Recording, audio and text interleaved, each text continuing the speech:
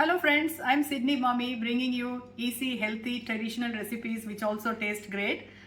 We are in the Navratri series of videos and this is video number 5 and I'm making this traditional prasad which is a sweet item and it is called as Puttu in Tamil and in Malayalam, and this is it is quite auspicious to make this for the female goddess during the Navaratri. Either choose a Tuesday or a Friday to make it to get the full blessings of God. Let's get into it. Now I'll show you the ingredients to make this rice puttu, sweet puttu.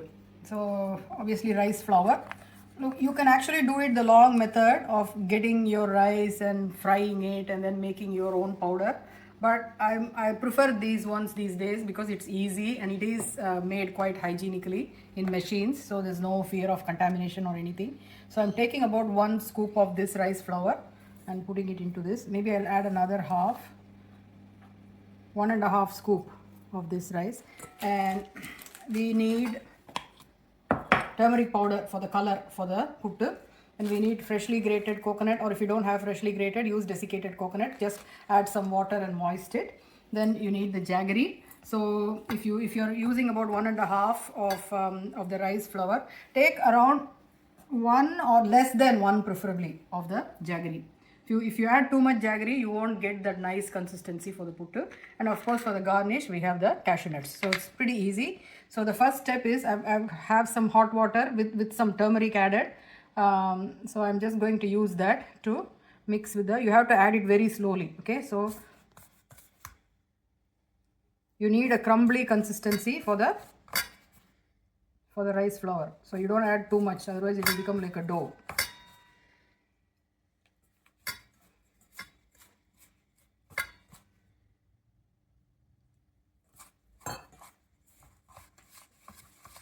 So be very careful when you add the water. Perhaps a little bit more it needs.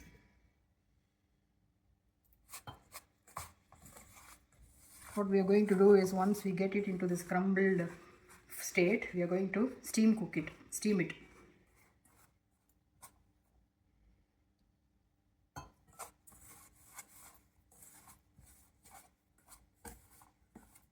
See how it is?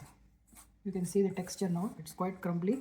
So just hold it like that, it should stay like that, and then when you open your hands it should just be easily crumbled like this.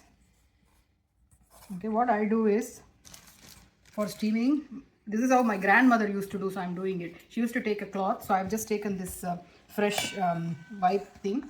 It hasn't been used before, so I'm just putting it in here. So I don't use the idli plate for this, I just use like this. So add it to this.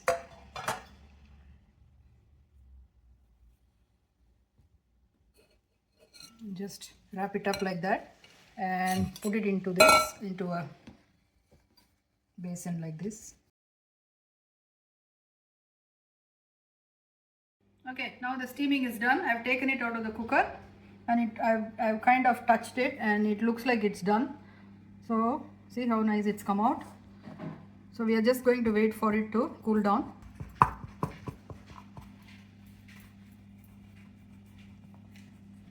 Okay, so it's not sticking. Like, you can see that it's finished cooking. You can see that. See, it's not sticking to my hands like wet or anything. So it's done. It's the steaming part is done.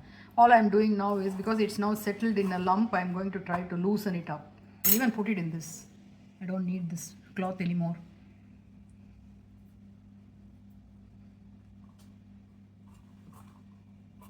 Yeah, this is much better to do.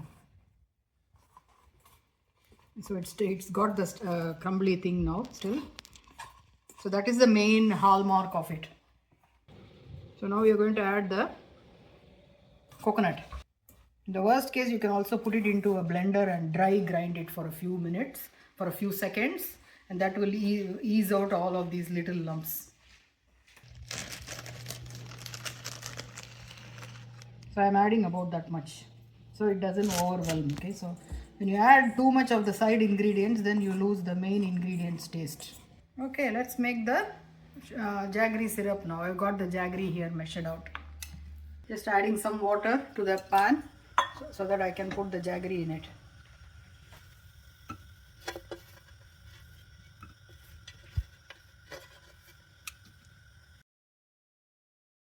So we'll wait for that. While that's boiling, I will add the cardamom powder.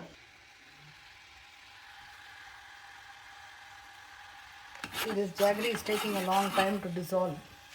So I might add a tiny bit more water. Okay, while we are waiting for the jaggery syrup to get ready, I am going to prepare the garnish, which is really cashew nuts roasted. The jaggery should be like what we call in Tamil as getti pagu, or really firm. Like you can't just use the one string consistency. It has to be really thick. Like when you put it into a cup of water, you should be able to make a round with it. So keep a cup of water ready. I'm going to turn it off because it will keep frying even after I turn it off. So the reason we are adding these garnishes is to just make it a bit more appealing to everyone. Okay, now I'm going to test it. Okay, put a drop here in this water. You should be able to gather it up. Yeah, it's ready.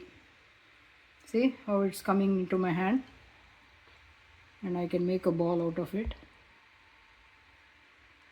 Yep, it's ready. Yes. In fact, turn it off. You don't want it to go anymore. Now we're going to add the